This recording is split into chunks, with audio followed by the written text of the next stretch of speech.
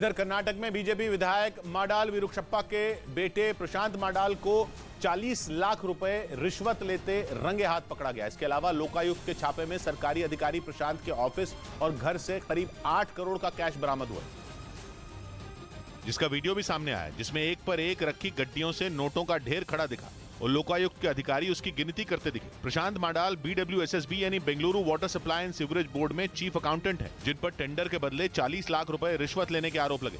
उनके ऑफिस से 1 करोड़ 22 लाख रुपए कैश और बरामद हुआ, तो घर पर हुई छापेमारी में कुल 6 करोड़ रुपए मिले, जिसकी गिनती में कई घंटे लग गए। आरोप है कि प्रशांत ने यह रिश्वत अपने पिता के नाम पर ही मांगी और इसी आरोप की वजह से बीजेपी विधायक विरुक्षप्पा को इस्तीफा देना पड़ा। हालांकि वो कहां हैं इसका पता नहीं चल रहा।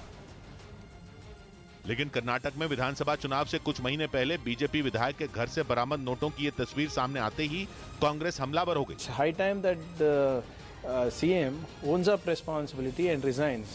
हालांकि मुख्यमंत्री बसवराज बोम्मई ने इस छापेमारी को अपनी सरकार की ईमानदार नीतियों का नतीजा बताया। उधर राम रहीम की पैरोल खत्म होने के बाद पुलिस उसे हरियाणा की सुनारिया जेल लेकर पहुंच गई। राम रहीम 40 दिन से पैरोल पर जेल से बाहर था, जिसे कड़ी सुरक्षा के बीच वापस जेल लाया गया।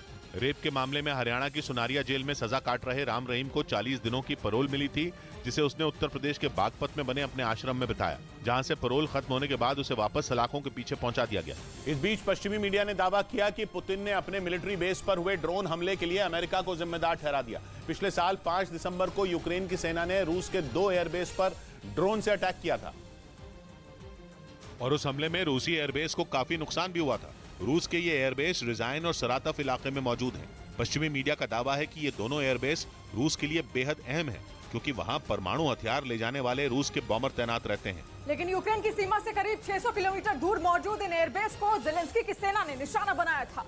इसके करीब 3 महीने बाद रूस के डिप्टी विदेश मंत्री सर्गेई रेबकोव ने जिनीवा में UN की एक बैठक में ड्रोन हमले के लिए अमेरिका को जिम्मेदार ठहरा दिया और उन्होंने यह भी आरोप लगाया कि अमेरिका की मदद के बिना यूक्रेन के लिए ऐसा हमला करना संभव ही नहीं था। मतलब ये कि रूस में घुसकर उसके एयरबेस को ड्रोन से निशाना बनाने में अमेरिका ने ही ज़ेलेंस्की की मदद की थी।